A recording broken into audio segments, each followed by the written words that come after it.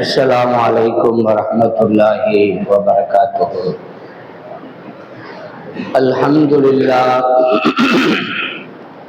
الحمد لله رب العالمين، والصلاة والسلام على نبي المرسلين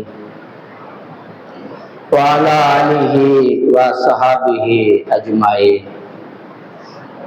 قال الله تبارك وتعالى في القرآن العظيم والفرقان المجيد: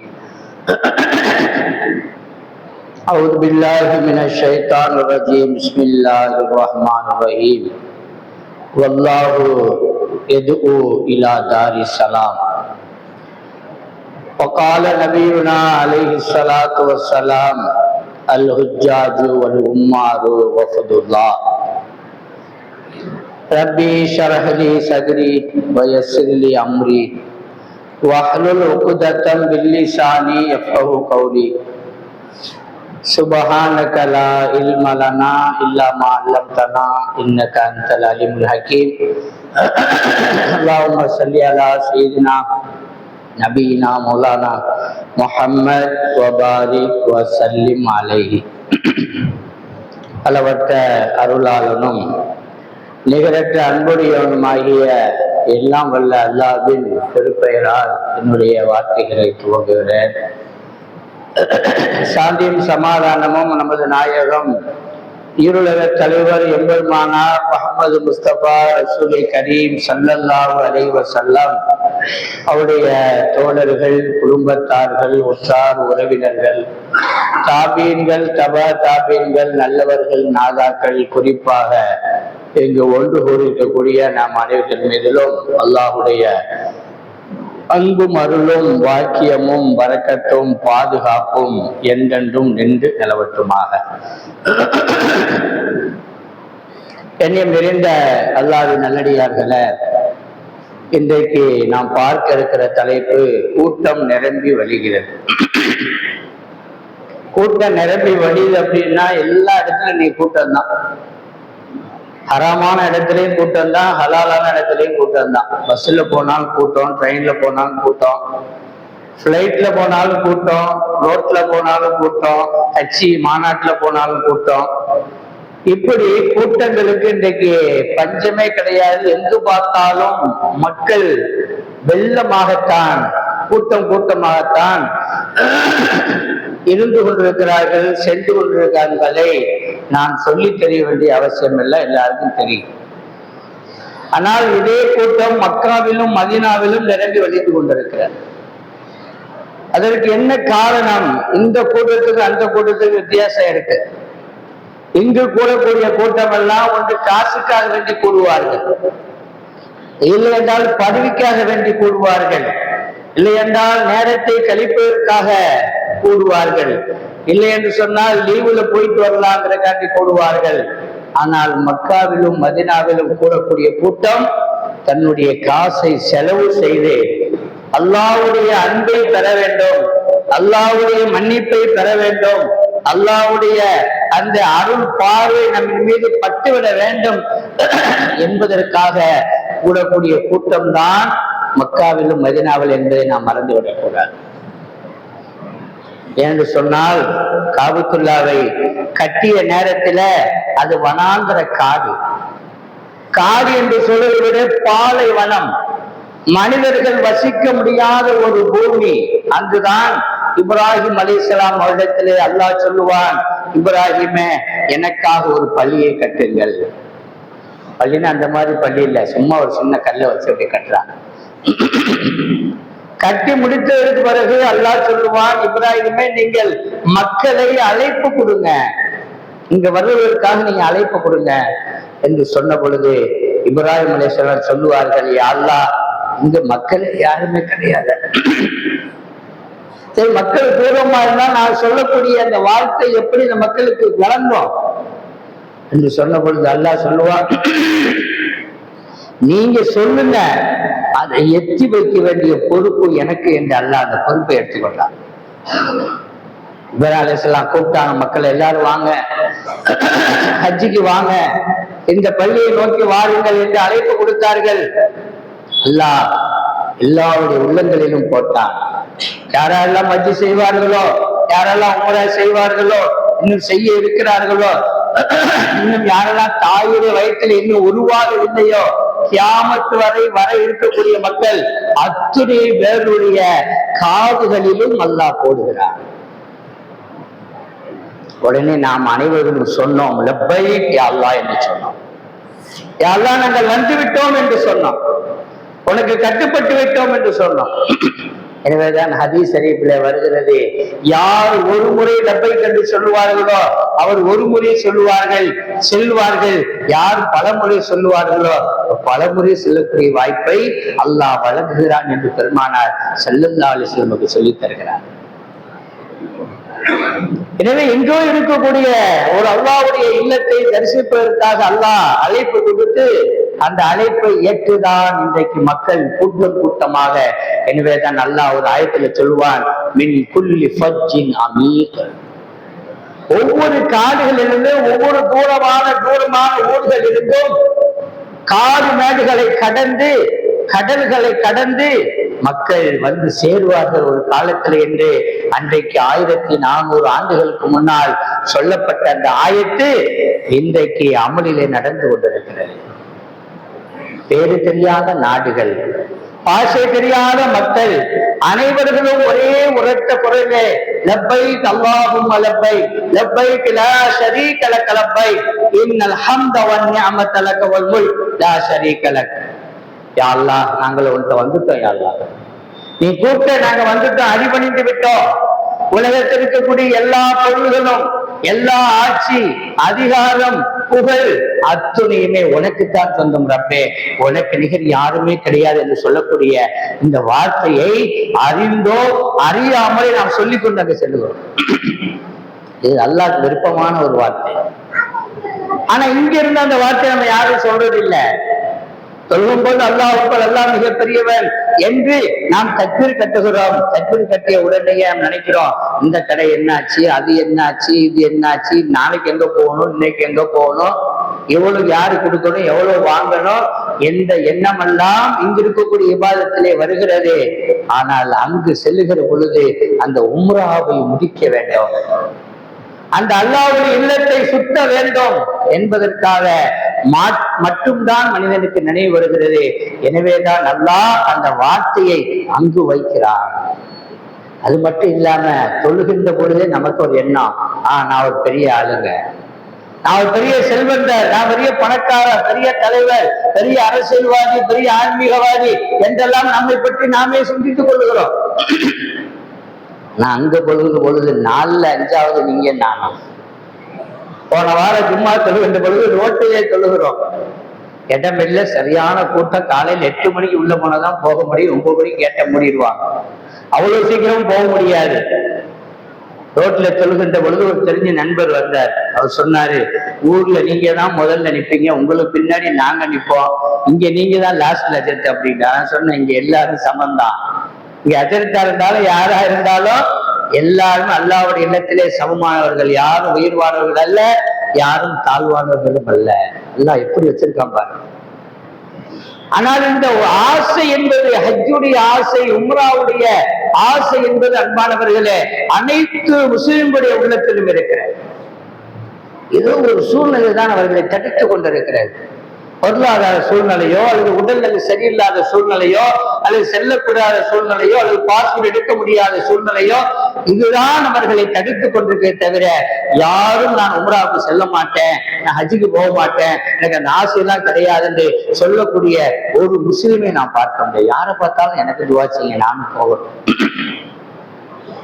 ஏனென்றா இடம் இருக்கிறது புனிதமான இடம் என்பார்கள். ஒரு தொழுகை நீங்கள் தொழுகிற பொழுது 1,00,000 நன்மைகளை நீங்கள் அடைகிறீர்கள்.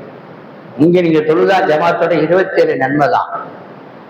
இந்த ஒரு தொழுகை தனியார் தொழுதால் ஒரு நன்மை, ஜமாத்தோடு தொழுகின்ற பொழுது 27 நன்மை மாத்திரமே கிடைக்கிறது.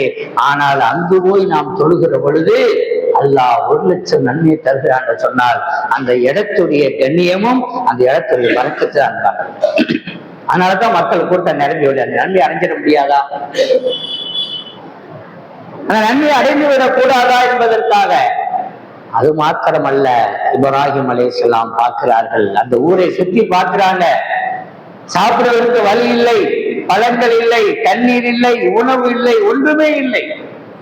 மக்கள் என்ன செய்வாங்க, எப்படி இருப்பாங்க, எப்படி சாப்பிடுவாங்க, இதையெல்லாம் யோசிக்கிறார்கள். யோசித்து அல்லாஹ்விடத்திலே துஆ செய்வார்கள், யா அல்லாஹ், இந்த ஊரிலே நீ சமராத் என்று சொல்லக்கூடிய பல வகைகளை நீ கொடுத்து விடுவாயாக, ரிசுக்கை நீ கொடுத்து விடுவாயாக என்று அல்லாஹ்விடத்திலே பிரார்த்தனை செய்கிறார்கள். அன்பானவர்களே, அன்று 5000 ஆண்டுகளுக்கு முன்னால் இப்ராஹிம் அலைஹிஸ்ஸலாத்து வஸ்ஸலாம் அவர்கள் கேட்ட அந்த துஆ இன்று வரை அல்ல, உலகம் உள்ளவரை அந்த துஆவை எல்லாம் ஏற்றுக்கொள்வார். என்ன பழம் வேணும், மார்க்கெட்ல பார்த்தல பேரே தெரியாத பழங்கள், நமக்கு தெரிஞ்சது ஆப்பிள், கொய்யா, வாழைப்பழம், மாம்பழம், சாத்துக்குடி, ஆரஞ்சு தானே தெரியும். எத்தனை வகையான பழங்கள் இருக்கிறது. இது என்னங்க பேர, அவன் ஒரு பேரை சொல்றான். மதீனால போய் பாக்குறோம், சுப்ஹானல்லாஹ், பல கடலுங்க. அது கடை என்று சொல்ல முடியாது, துணி கடல் சொல்றான்ல, அது மாதிரி கடல், பல வகைகள். என்னென்ன வகைன்னு பார்க்கறதுக்கு அரை நாள் ஆகும். மக்காவிலே மார்க்கெட்ல பார்த்தா அவ்வளவு கொட்டி வச்சிருக்கான். எதுக்குங்க? இப்ராஹிம் அலைஹிஸ்ஸலாம் செய்த துஆ. இந்த யாருக்கும் சென்றவர்கள் உணவு இல்லை என்று சொல்லிவிட முடியாது. நாம் இருக்கிற இடத்துல உணவு இல்லையா, ஹோட்டல்ல இருக்கிறது, ஏதாவது கொடுத்துடுறாங்க. எப்படியும் இருக்கக்கூடிய மக்கள், லட்சக்கணக்கான மக்கள் வந்தாலும் கூட யாருக்கும் உணவு இல்லை என்று சொல்ல முடியாது. அந்த அளவுக்கு அல்லாஹ் ரிசுக்கையும் உணவையும் பல வகைகளையும் என்னென்ன வேண்டுமோ அத்துணையுமே அல்லாஹ் தஆலா கொடுக்கிறான். மக்காவை மதீனாவை பொறுத்தவரையில சீசன் கிடையாது.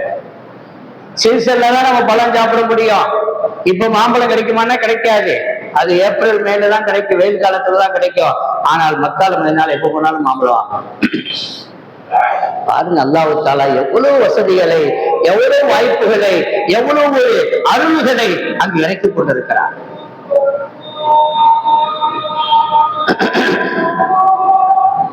அது மாத்திரமல்ல அன்பானவர்களே, ஒவ்வொரு நாளும் 120 ரஹ்மத்துகள், அல்லாஹ்வுடைய நேரடியான ரஹ்மத்துகள் இறங்கிக் கொண்டிருக்கிறது. மக்காவிலே 120 ரஹ்மத்துகள் இறங்கிக் கொண்டிருக்கிறது.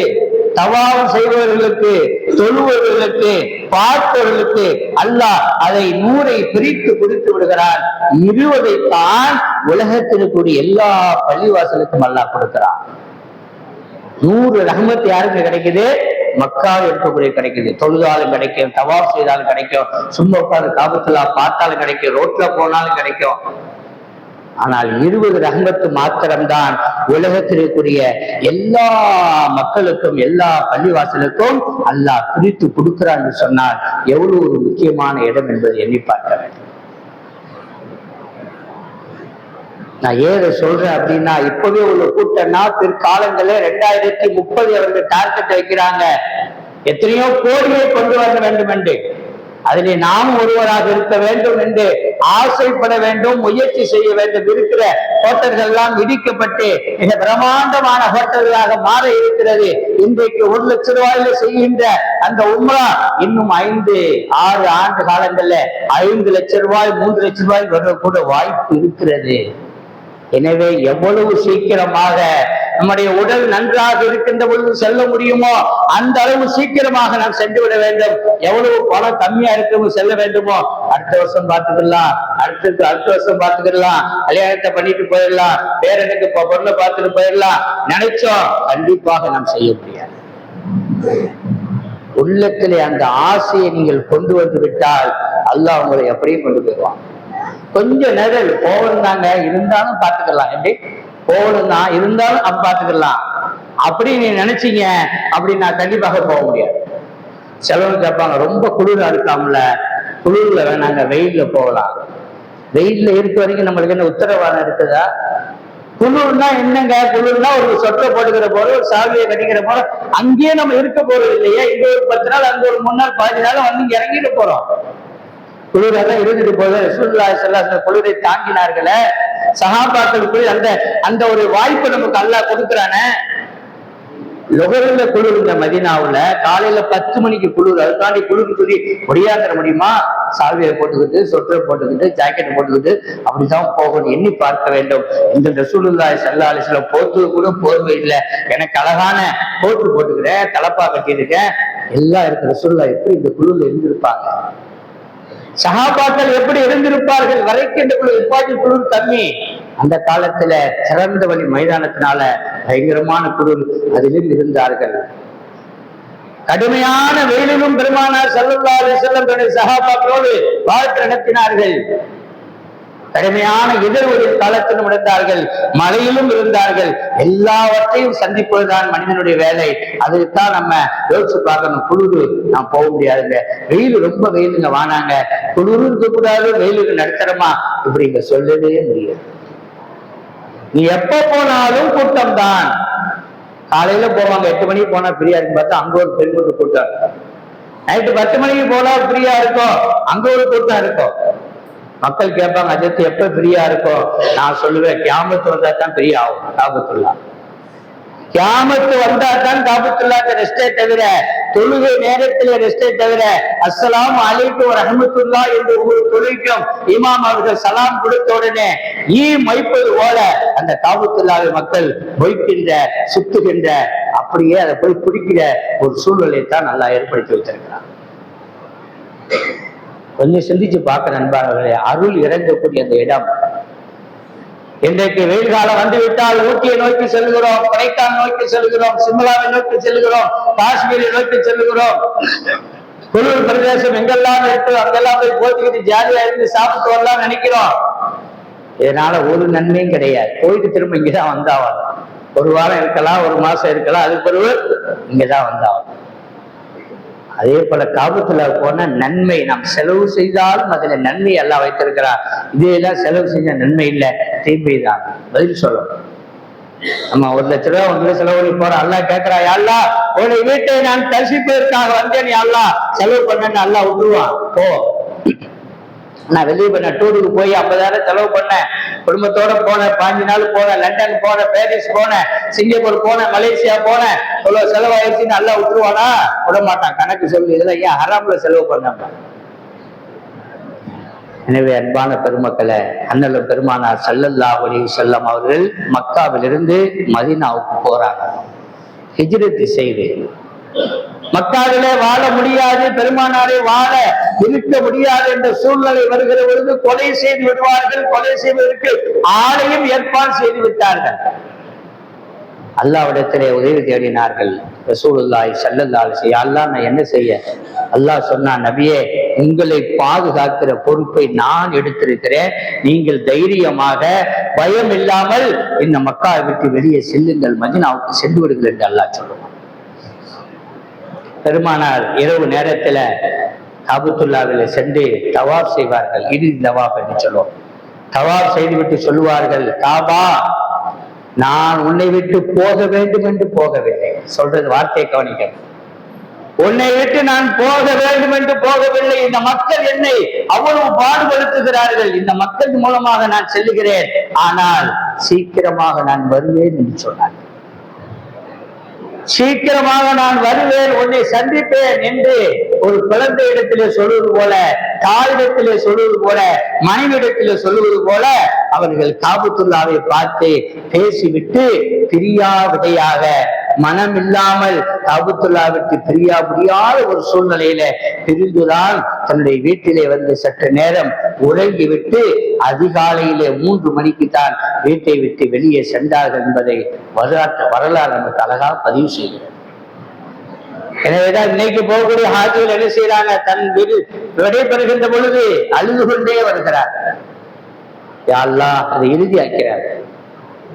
நாங்கள் மீண்டும் மீண்டும் வர வேண்டும் ரப்பே என்று அனைத்து ஹாஜிகளும் அப்படித்தான் செய்யணும் என்பது பெருமானார் நமக்கு சொல்லி தந்த முறையினால எத்தனை வாட்டி போனாலும் யா அல்லாஹ் திரும்ப திரும்ப நான் வரணும் ரப்பே, இறுதி ஆக்கியதா என்று அழுது வருணமாக வருகின்ற அந்த கண்கொள்ளா காட்சியை நாம் பார்த்து கொண்டிருக்கிறோம்.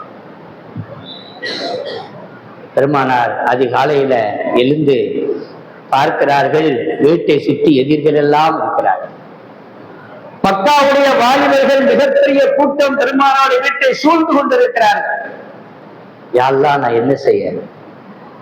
உடனே அல்லாஹ் சொல்லுவான், நபியே ஒரு கையிலே மண்ணை எடுங்கள், ஒரு பிடி மண்ணை எடுங்கள். ஐதீகம் சத்தம் கல்வியும் சத்தா, ஃபஅக்ஷைனாஹும் ஃபஹும் லா யுப்சிரூன். யாசின் சூறாவில் வரக்கூடிய இந்த ஆயத்தை ஓதி அந்த மண்ணிலே ஊதி அவர்கள் மீது வீசி விடுங்கள் யா ரசூலல்லாஹ் என்று சொன்ன பொழுது பெருமானார் வீசி விட்டார்கள். இந்த ஆயத்தை என்ன சொல்லுகிறது? யா அல்லாஹ், எனக்கு முன்னாடியும் பின்னாடியும் யா அல்லாஹ் பாதுகாப்பை கொடு, ஒரு திரையை ஏற்படுத்தி விடு, அவர்கள் பார்க்காத வண்ணம் என்ற அந்த ஆயத்தை ஓதுவார்கள். ஓதிட்டு வெளியே வர்றாங்க, எல்லா தடியன்னு நிக்கிறான், கையில வாழும் தடி எல்லாம் வச்சுக்கிறாங்க. ரசூலுல்லாஹ் நல்லா பார்க்க முடியும், நல்லா தரையை போட்டான். அதான் சத்தம் மின்பைனி ஐதீகம் சத்தா ஒமின் கல்பிகம் சத்தா. எனக்கு முன்னாடியும் பின்னாடி என்ன செஞ்சது, ஒரு திரையை ஏற்படுத்தி பார்க்காத அளவுக்கு கண் திறந்திருக்கிறது, ஆனால் பார்க்க முடியவில்லை. அதான் கரை. எத்தனை பேருக்கு பார்க்கிறேன், கண்ணு தெரியாது, கண் இருக்குதானே செய்யுது, ஆனால் பார்வை இல்லை. காது இருக்கிறது, கேட்கக்கூடிய திறன் இல்லை. வாய் இருக்கிறது, பேசக்கூடிய திறன் இல்லை. அதே போலதான் அல்லாஹ் அவர்களுடைய கண்களை அன்றைக்கு குருடாக ஆக்கிவிட்டான், பார்வை இழக்க செய்து விட்டான் சற்று நேரத்துக்கு.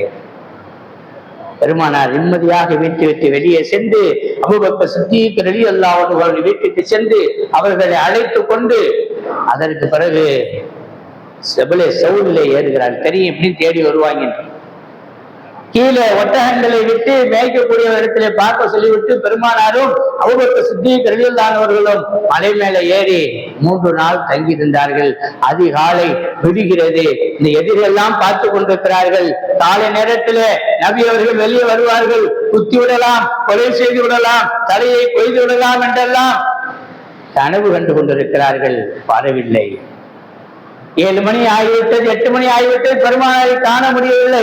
வீட்டை திறந்து கொண்டு உள்ளே சென்றால் பெருமானாருடைய படுக்கையில அலி ரலியல்லாஹு அன்ஹு அருமையாக உறங்கி கொண்டிருக்கிறார். அலி ரலியல்லாஹு அன்ஹு கூப்பிடுவாங்க. ரசூலுல்லாஹ் சொல்லுவாங்க, நான் இந்த மாதிரி மதீனாவுக்கு போறேன், எதிரிகள்லாம் தேடி வருவாங்க, நீ படுத்துக்க, உனக்கு ஒண்ணும் ஆகாதும்பாங்க. ரசூலுல்லாஹ்வை குத்த போறான்னு தெரியும், நம்மளால படுத்துவாங்க, என்னை தேடி வருவான், நீ படுத்துக்க, யாராவது சொன்னா இருப்பாங்களா? ஆனா அலி ரலியல்லாஹு அன்ஹு சொன்னாங்க, நான் படுத்துக்கிறேன், யார் சொல்லலாம் படுத்துக்கிட்டாங்க.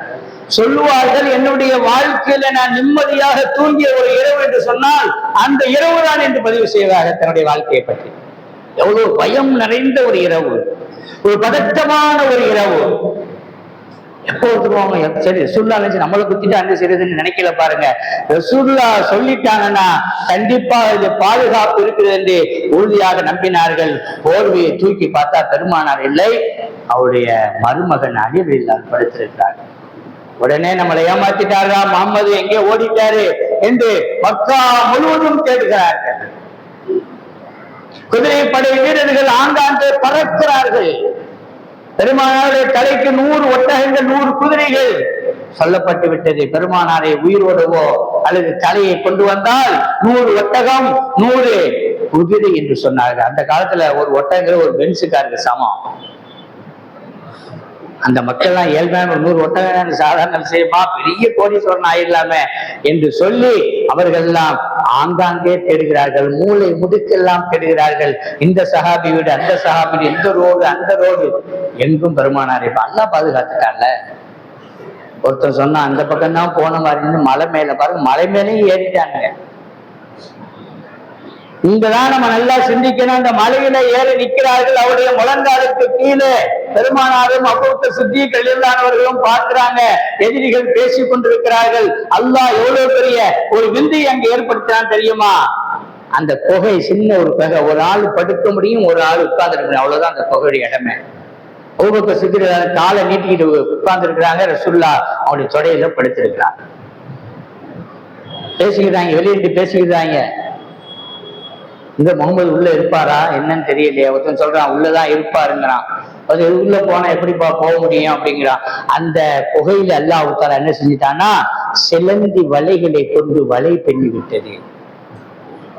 புறாக்கள் அங்கே கூடு கட்டி இருக்கிறது, முட்டை போட்டு இருக்கிறது. புறாக்கள் மனிதர்களோடு இருக்காது, எல்லாமே ஆப்போசிட். ஆனா ரசூலுல்லாஹ்க்கு எல்லாருமே சாதகமாகிட்டான் அல்லாஹ் தஆலா. உடனே ஒருத்தர் சொன்னா முகமது உள்ளதான் இருக்காரு.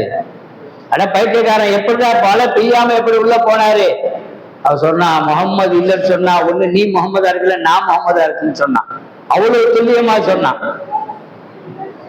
அப்பதான் அபூபக்கர் சித்திக் ரலியல்லாஹு சின்ன ஒரு சலலம், ஒரு பயம் வருகிறது. யார ரசூலல்லாஹ், நாம் உள்ள இருக்க சற்று குனிந்து பார்த்து விட்டால் அவனுடைய நிலை என்ன ஆகும் என்று சொன்ன பொழுது பெருமானார் சொல்வார், லா தஹ்சன் இன்னல்லாஹ் மானா, அல்லாஹ் மீது உறுதியா நம்பிக்கை, நீ கவலைப்படாம இருக்க, அல்லாஹ் நம்மோடு இருக்கிறான் என்று சொன்னார்கள். அதான் பாயிண்ட். அல்லாவோட நம்ம இருக்கிறேன்னு சொல்லல, அல்லாஹ் நம்மோடு இருக்கிறான், நீங்க ஒன்னும் கவலைப்படாதீங்க, பாதுகாக்கின்ற பொறுப்பை அவன் எடுத்திருக்கிறான் என்று சொல்லுகின்ற பொழுது தைரியம் வந்து விடுற அபூபக்கர் ரலியல்லாஹு அன்ஹு. இன்றைக்கு எத்தனையோ பிரச்சனைகள் நம்ம வாழ்க்கையில வருதுங்க, எத்தனையோ துன்பங்களை அனுபவிக்கிறோம், எத்தனையோ நோய்கள், எத்தனையோ நொடிகள், எத்தனையோ கஷ்டங்கள் வருகின்ற பொழுது நாம் சற்று ஆடி விடுகிறோம், சற்று தளர்ந்து விடுகிறோம். என்ன செய்ய போகிறோம்? யா அல்லாஹ், நீ தான் உதவி செய்ய வேண்டும் என்ற அந்த முழுமையான எண்ணத்தை நீங்க கொண்டு வந்தீங்கன்னா அல்லாஹ் அதை கொஞ்ச நேரத்துல, கொஞ்ச காலங்களே அதை சரி செய்ய முடியும். அல்லாஹ்வா, நாம் யார் யாரையோ நோக்கி ஓடுகிறோம் அன்பானவர்களே. இந்த வக்கீல்ல போயிடலாம், அந்த டாக்டர்கிட்ட போயிடலாம். அல்லாஹ் கொஞ்ச நேரத்துல என்னட்ட கேள்றான், நான் தர்றேன் உனக்கு, நான் சரி செய்யக்கூடியவன், அதுக்குள்ள நீ பார்த்துக்க என்று சொல்லுகிறான். ஆனா உடனே நம்ம என்ன செய்யறோம்? மனிதனுடைய உதவியைத்தான் நாடுகிறோம். இப்ப கூட பாருங்க, அல்லாஹ்வுடைய மாபெரும் கிருபை, தவாப் செய்து தண்ணி தவிக்குது, இப்படி அங்கேயுமா சுத்தி பாக்குறேன்.